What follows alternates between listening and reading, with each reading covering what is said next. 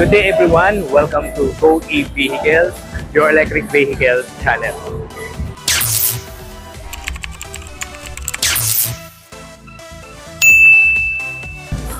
And now, ka-EV, we are here at MIAS, Manila International Auto Show, the largest and most anticipating auto or car motor show. Okay?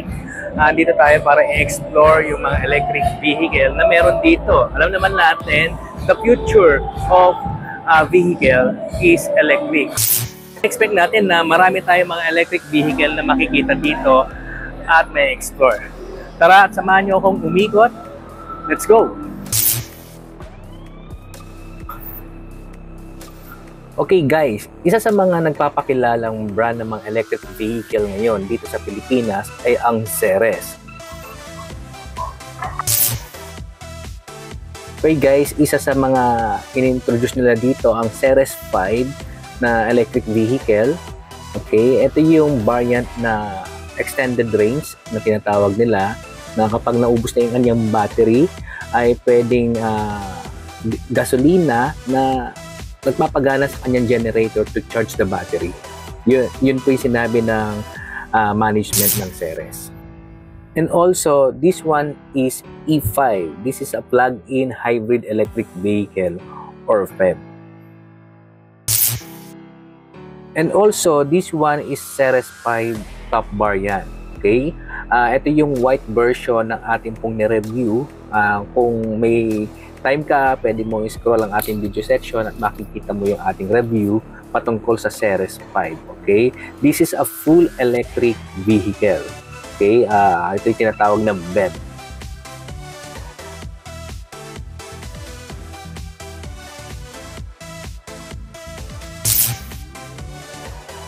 And also, this one is Ceres 7. This is a 6-seater electric SUV or premium SUV na in-introduce ngayon ng Ceres.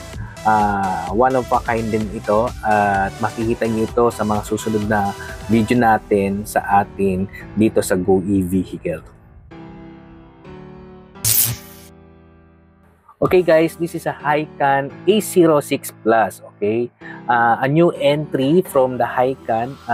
Alam niyo naman, Hycan is a new electric vehicle company ngayon dito sa Pilipinas. So, napakaganda nito ang kanilang A06 Plus, no? The tagline is the aspirational vehicle for achievers. So, pangtapat ito sa Camry ng Toyota. So, guys, check it out sa ating video section. One of these days, ating itong i-review. And this one, guys, is the Hycan B09, the luxury unicorn MPV or multi-purpose vehicle na nandito na ngayon sa Pilipinas. Ito yung kanilang flagship electric vehicle na kanilang ipinagmamalaki kasi worry-free range ang vehicle na ito, na may range na 620 and yung kanyang isang variant is 762 kilometers. So napaka haba na yon sa mga ka-EV natin dyan na may anxiety pagdating sa range, ay baka ito na yung inyong hinahanap na electric vehicle. Meron itong ultra fast charging capabilities ka-EV, kaya check it out. One of these days din ay atin pong i-review ang Hycan electric vehicle na ito na V09.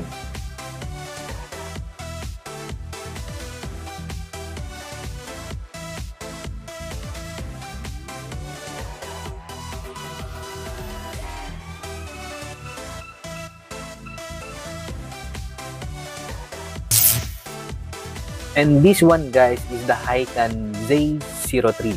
Okay, a pure electric 5-seater SUV. Okay, very reliable din ang kanyang performance pagdating sa range. Okay, meron siyang 620 kilometers na range. So, say goodbye na rin sa pagdating sa range anxiety, no? Worry-free na tayo pagdating sa ganyan. So, tamang-tama ito for the family. Okay, nakikita nyo naman the looks and design of this Hycan is very well and it's good. Okay.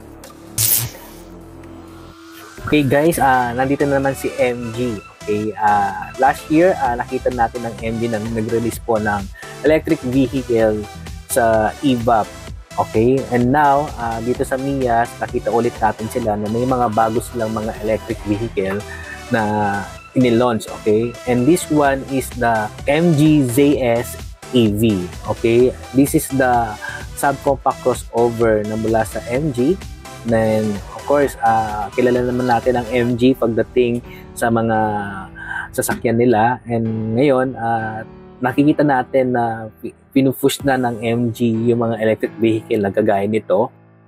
Naalala ko guys, last year sa EVAP ay dalawa lang yung kanilang EV na nilaunch. Ngayon, ka-EV, 4 ang kanilang nilaunch. So, makikita natin na porsigido ang MG for electric vehicle. Everyone, I want to invite you all to check out the YouTube channel, Go E-Vehicle. It's pretty cool. I love it. I love E-Vehicle. Bye. Okay, this one is MG4 X-Power. Ito yung top variant o mas higher version sa nauna nilang nilaunch na MG4 na electric vehicle din na katulad nito. So, fully electric vehicle, high performance hatchback na ito kung tawagin nila, no? So, meron siyang smart all-wheel drive, okay, for improving na sa traction niya pagdating sa stability and safety, or pag-enhance din ng safety with active braking, no? Na yan, kung nakikita nyo yung kulay orange dyan, yan yung tinatawag na active or advanced braking performance niya. Alright. So, guys, sa pagdating sa kanya mga tail lights, alright, sa mga LED lights, sa design at looks ng MG4 X-Power, makikita mo yung pagka-sporty. So, alam mo na may power din tong electric vehicle nito. Napakaganda, hindi yung model, kundi yung EV mismo. Alright, let's go. And this one is electric MPV category, yung MG MIPA 9. Okay, meron siyang range na 365 kilometers. So, sa NCAP, 5-star ang kanyang ratings, and meron siyang MG Pilot Advanced Driving Assist System. So, maganda rin ang EV na ito. At isa pang nilabas na high-performance car or sports car ng MG, itong MG Cyberster na merong 2-door na scissor style, okay? Na meron siyang range na 446 kilometers. So, malayo na rin mararating. At bigyan natin ng highlights itong MG Cyberster sa mga susunod nating video. Okay? Mga ka-EV, shout out kay Sir Manny. Siya po yung atin po lagi nanonood sa atin dito sa Go E-Vehicle. Sir, pwede mo shout out? Yes, shout out sa mga friends ko sa Bureau at ganoon din sa Wall. Yes, right. Thank you ka-EV.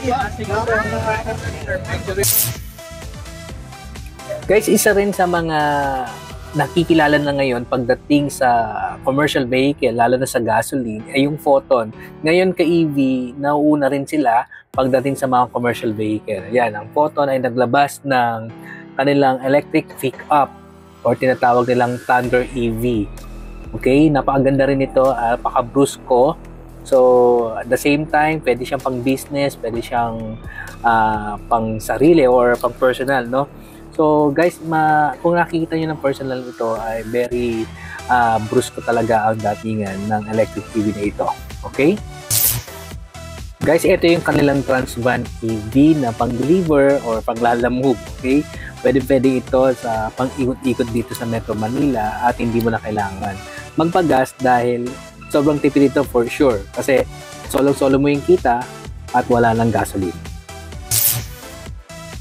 Ngayon ka-EV, kung nalilitan ka dun sa crash ban, nandito yung Harabas EV nila na pwede pang Transportify na ito, pang malayuan na. So, abangan nyo na lang yung ating official review pagdating sa Harabas EV. Alright.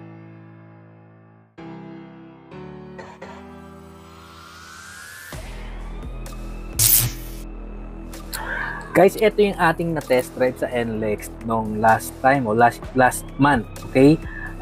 Napakaganda nito, napaka-stable or yung stability niya pagdating sa daan ay napakaganda. So, nag-enjoy ako ng tinest drive ko to. Very torque rin, Mabilis actually, at syempre ang pinakamaganda pag nagte-test drive ka, wala siyang engine noise. Okay, nandito rin yung Evo X-Charge. Okay, if you want na magkaroon ng sariling charging station o fast charging station dyan sa iyong bahay, pwede nyo kontakin ng Evo X-Charge, or kung gusto nyo pang business, meron din naman sila, pang commercial yon. So, kontakin nyo lang ang Evo X-Charge. Okay. Nakaka-excite para sa mga commercial vehicle na katulad nito, meron din ng FAW e-trucks. Okay. Kung gusto nyo na mga ganitong mga trucks, yan, meron na ang FAW. Ang BAW ay nag-offer din ng mga electric vehicles katulad niyan na pwede pang lalamove, pang transportify, depende sa unit na kukunin nyo. Gusto nyo na mas malaki, ito yung kanilang van. Alright, mas maganda ito kaysa sa gasoline kasi hindi mo na kailangan bumili o magpagas pa. At kung gusto nyo naman ng mga pang daily commute dito sa Maynila, pang service sa school o sa trabaho, maganda rin itong ating Pony. So, mini EV siya na good for 4-seater. Pang maliit na pamilya lang, baka pwede rin ito sa inyo. Importante ay hindi na tayo nagpapagas up pa at low maintenance ang mga ganitong klaseng EV.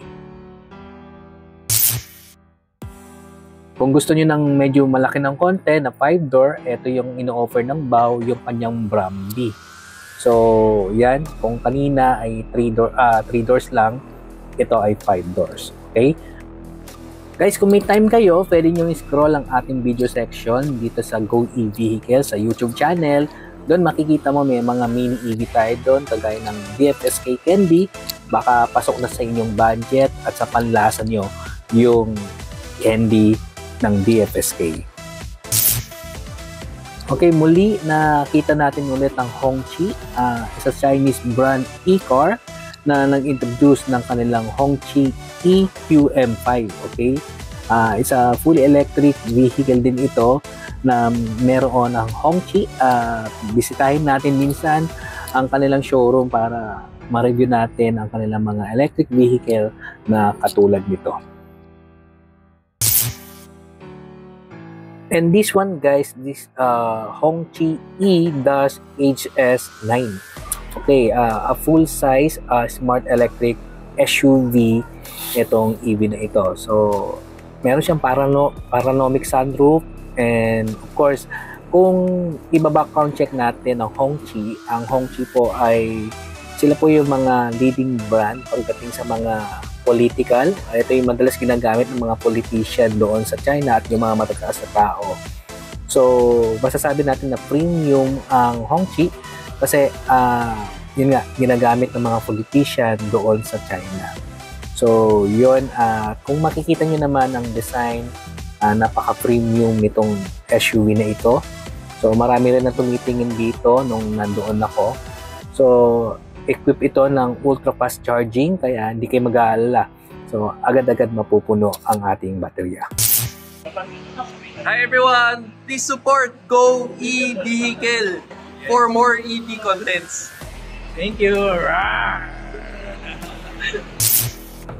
Hello guys, nandito ka ngayon sa World Trade Center. Ito yung second place or second area ng MIAS. So, mas maraming mga sasakyan dito kaysa sa SNX kasi mas malaki nga naman to kaysa doon. So guys, samahan nyo ako sa pag-iikot natin dito sa World Trade Center. Let's go!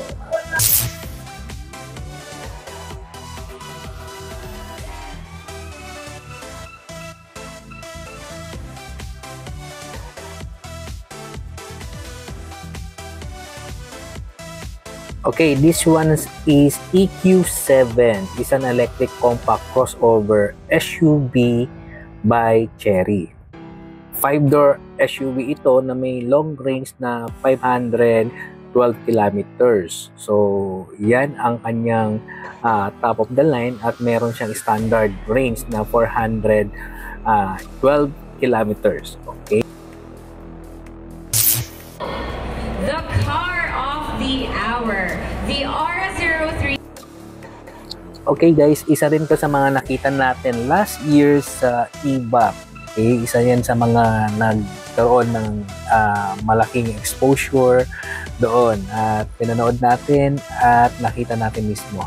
So, hindi pa natin to na-review guys dahil sa gawa ng pagkakataon, hindi kami nag-meet ni Ora doon sa binibigay na schedule, but this time ay siguro mabigyan talaga natin ng oras itong Ora Zero T. Napakaganda nito. Isang classic looks na may pagka-modern, lalo na pag nasa loob ka. Very elegant. Ang ganda ng kanyang interior. At maski naman sa exterior, at lalo nitong kulay na ito yung favorite ko sa mga Ora. Kasi yung isa na aking nakita is yung kulay white.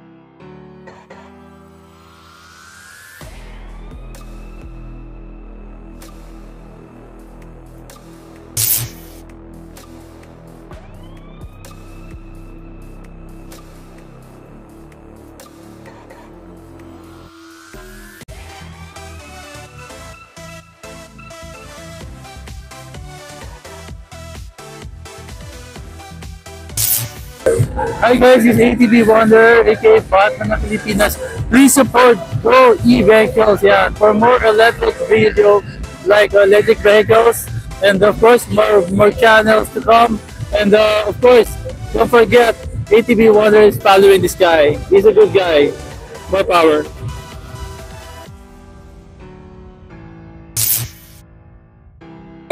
Guys, isa pa sa mga hindi pa natin napupuntahan, itong Nissan Leaf. Okay, a fully electric vehicle ito by Nissan.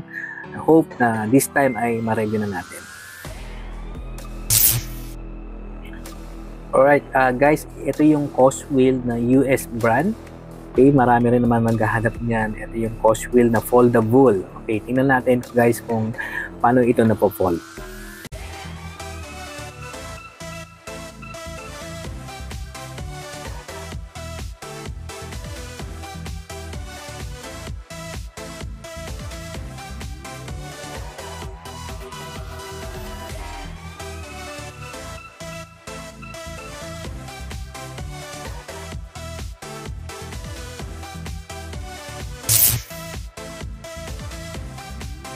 Jayco is a Chinese brand automotive, okay?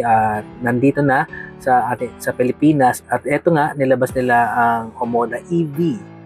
So, eto lang kanilang EV na ipresenta, mostly mga hybrid at mga gasoline vehicle ang kanilang mga nilabas. So, eto yung nag-iisa lang na EV na kanilang nilaunch. So, ito yung Omoda EV.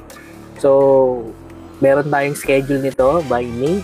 ay meron tayong i-review na bagong EV at bagong brand ng EV. Okay, let's go!